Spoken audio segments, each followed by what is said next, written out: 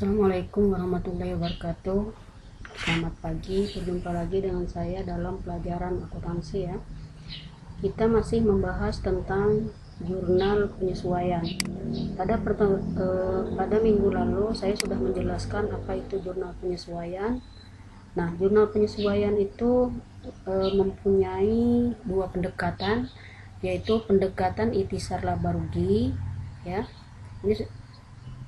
Dan pendekatan HPP atau disebut juga dengan harga pokok penjualan. Ini rumusnya.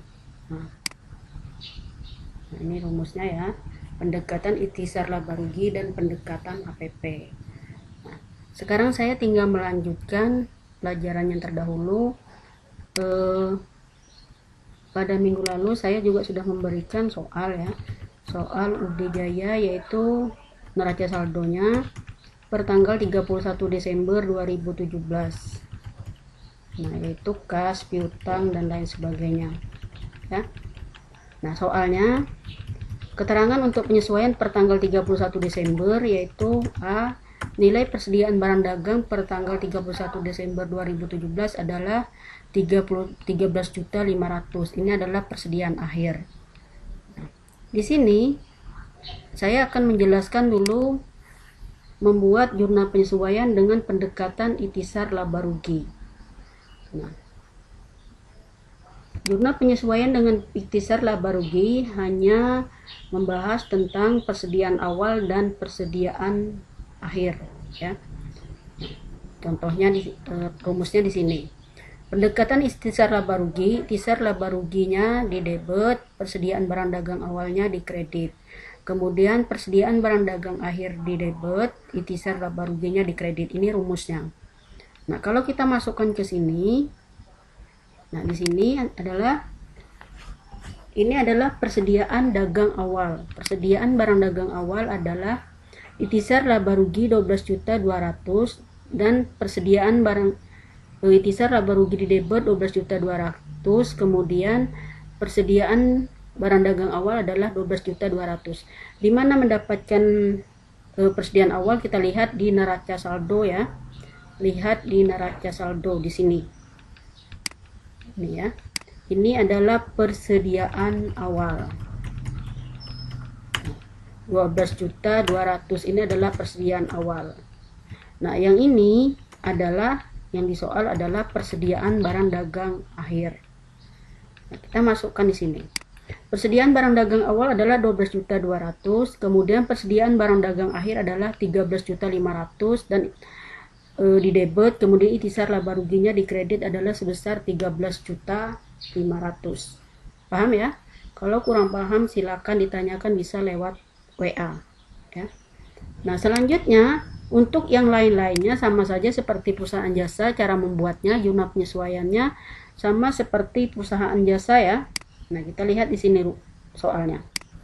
Yang kedua adalah persediaan perlengkapan kantor 50.000. Persediaan perlengkapan kantor 50.000. Nah, cara memasukkannya adalah beban perlengkapan kantor dapatnya adalah 100.000. Dari mana dapat 100.000 adalah 150.000 dikurang 50.000 dapatnya 100.000. Kita ambil dari sini. Perlengkapan kantor adalah sebesar 150.000 dan yang tersisa adalah sebesar persediaan perlengkapan kantor tersisa adalah sebesar 50.000. Jadi berapakah yang terpakai? Yang terpakai adalah sebesar 100.000. Karena 150.000 dikurang 150.000 dikurang 50.000 dapatnya adalah 100.000. Cara menghitungnya seperti itu. Sama seperti di perusahaan jasa ya. Buka lagi catatannya di jurnal penyesuaian untuk perusahaan jasa. Buka lagi. Ya. Selanjutnya perlengkapan toko sama. Nah, kemudian penyusutan juga sama ya. Lihat di soal ya.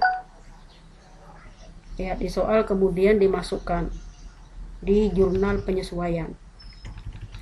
Nah, yang membedakan tadi hanya persediaan awal dan persediaan akhir. Ini untuk ikhtisar laba rugi ya. untuk pendekatan ikhtisar laba rugi. Yang membedakan hanya persediaan awal dan persediaan akhir. Nah, kemudian yang H ini perlu saya jelaskan ya. Cara menghitungnya adalah soal yang H. Kita lihat. Soal yang H. Sewa gudang yang telah dibayar adalah masa 1 tahun terhitung dari 1 Februari 2017 sampai dengan 1 Februari 2018. Nah, di sini yang dimasukkan adalah sewa dibayar di muka adalah hanya sebesar 1 bulan. Agak susah ya. Kalau memang kurang paham nanti silakan datang ke sekolah 1 atau 2 orang aja ya. Kalau memang kurang paham, nanti saya jelaskan secara mendetail. Agak susah memang kalau kita menjelaskan lewat video ya. Jadi sewa yang belum dibayar hanya 1 bulan ya, hanya 1 bulan. Jadi cara menghitungnya adalah 1/12. 12 ini adalah 12 bulan atau sebut juga dengan setahun ya, dikali 1.200.000 diambil dari 1.200.000 diambil dari beban sewa gedung. Nah, di sini adalah beban sewa gedung. Berarti di sini beban sewa gedung ya.